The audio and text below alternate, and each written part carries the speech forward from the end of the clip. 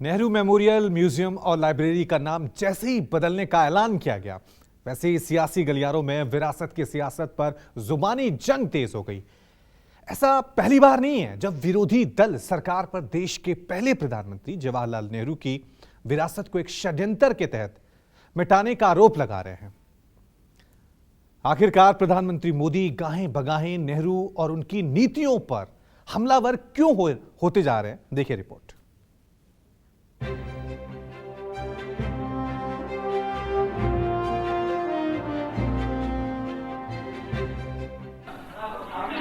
किसी को प्रधानमंत्री बनना था, इसलिए हिंदुस्तान के ऊपर एक लकीर खींची गई। पंडित नेहरू देश के पहले प्रधानमंत्री लाल किले से बोल रहे हैं। देखिए, आपकी इच्छा रहती है ना, मैं पंडित जी का नाम नहीं बोलता हूं, आज मैं बार बार बोलने वाला हूं। आज तो नेहरू जी ही नेहरू जी।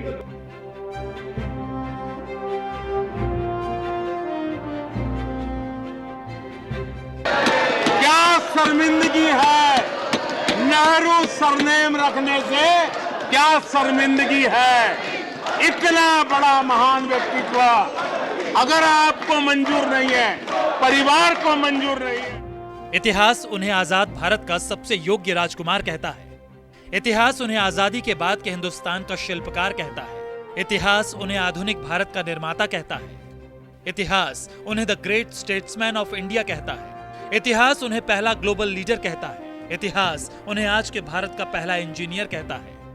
ये सारी बातें अगर सच हैं तो एक सच ये भी है कि इतिहास भले आजाद भारत के पहले प्रधानमंत्री को किसी भी विशेषण से बुलाए, लेकिन प्रधानमंत्री नरेंद्र मोदी की अगुवाई वाली सरकार से उनकी ऐतिहासिक विरासत को लेकर हमेशा से 36 का आंकड़ा रहा है। बीजेपी के दूसरी और तीसरी कतार के नेताओं के नाम को तो छोड़ ही दीजिए, खुद प्रधानमंत्री मोदी कई बार नेहरू का नाम लेकर कांग्रेस पर तंज कस चुके हैं। किसी कार्यक्रम में अगर नेहरू जी के नाम का उल्लेख नहीं हुआ तो कुछ लोगों के बाल खड़े हो जाते हैं, उनका लहू एकदम गर्म हो जाता है कि नेहरू जी का नाम क्यों नहीं दिया। आदरणीय सभापति जी, मैं बहुत आश्चर्य होता है कि चलो भाई, हमसे कभी छूट जाता होगा नेहरू जी का नाम, और छूट जाता होता होगा हम ठीक भी कर लेंगे क्योंकि वो देश के पहले प्रधानमंत्री थे। लेकिन मुझे ये समझ नहीं आता है कि उनकी पीढ़ी का कोई व्यक्ति नेहरू सरनेम रखने से डरता क्यों है। क्या शर्मिंदगी है नेहरू सरनेम रखने से, क्या शर्मिंदगी है। इतना बड़ा महान व्यक्तित्व अगर आपको मंजूर नहीं है, परिवार को मंजूर नहीं है, और हमारा हिसाब मांगते रहते हो। ऐसा नहीं है कि प्रधानमंत्री मोदी हमेशा नेहरू पर तीखे बयान ही देते हैं, मगर एक तथ्य यह भी है कि प्रधानमंत्री बनने के बाद यदि पिछले 9 सालों के उनके बयानों का विश्लेषण किया जाए तो उसमें नेहरू के नाम से उनकी नाराजगी की झलक आसानी से दिख जाती है। पंडित नेहरू जब आए थे, अव्यवस्था के कारण यहां भगदड़ मच गई थी। कुंभ के मेले में हजारों लोग मारे गए थे, कुचल करके मारे गए थे, लेकिन सरकार की इज्जत बचाने के लिए पंडित नेहरू पर कोई दोष न मर जाए, दाग न लग जाए, इसलिए उस समय के मीडिया ने भी ये चीजें दिखाने की बहादुरी नहीं दिखाई। यही वजह है कि दिल्ली के जिस ऐतिहासिक इमारत में हिंदुस्तान के पहले प्रधानमंत्री ने अपनी जिंदगी के 16 साल गुजारे थे, सरकार ने उस पर से नेहरू का नाम मिटाने का ऐलान किया तो कांग्रेस इसे सीधे सीधे नेहरू की विरासत को मिटाने की कोशिश बताने लगी। अब सवाल है कि क्या इमारतों के नाम मिटाने से नेताओं की विरासतें मिट सकती हैं? अब लंबे अरसे बाद देश में ढेर सारे प्रधानमंत्री हुए, लाल बहादुर शास्त्री हुए, इंदिरा जी हुई, मोरारजी देसाई हुए, राजीव गांधी हुए, तो ये जो लंबी फहरिस्त बनती गई, तो अब सभी प्रधानमंत्रियों की अगर जगह उसी म्यूजियम में रखी जाएगी तो सिर्फ नेहरू जी का नाम रखने से शायद वो संदेश नहीं जाएगा।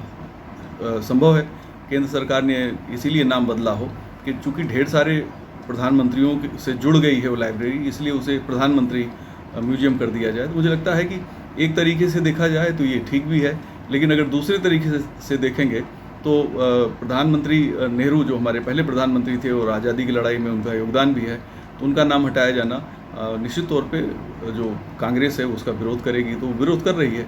लेकिन ये प्रतीकों की लड़ाई है, और जब एक म्यूजियम में सभी प्रधानमंत्री हैं तो मुझे नहीं लगता कि ये विरोध कोई बहुत ज़्यादा जायज़ है।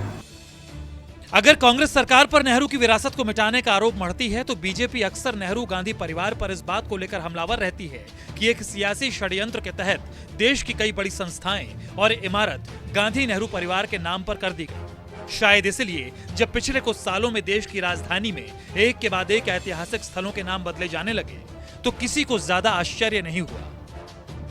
साल 2014 में प्रधानमंत्री नेहरू द्वारा शुरू किए गए योजना आयोग का नाम बदलकर नीति आयोग कर दिया गया।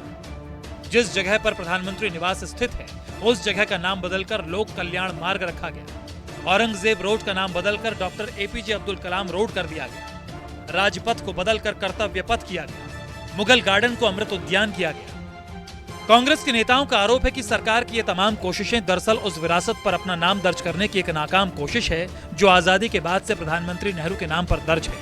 भारत के किसी प्रधानमंत्री के लिए भी अगर समर्पित रही हो तो मैं समझता हूं कि प्रधानमंत्री म्यूजियम नाम रखना ज़्यादा उचित होगा, क्योंकि हमारे देश में वंशवादी राजनीति की परंपरा रही है। तो वंशवादी राजनीति की पकड़ को कमज़ोर करने के लिए संभवतः ये अच्छे कदम माने जाएंगे।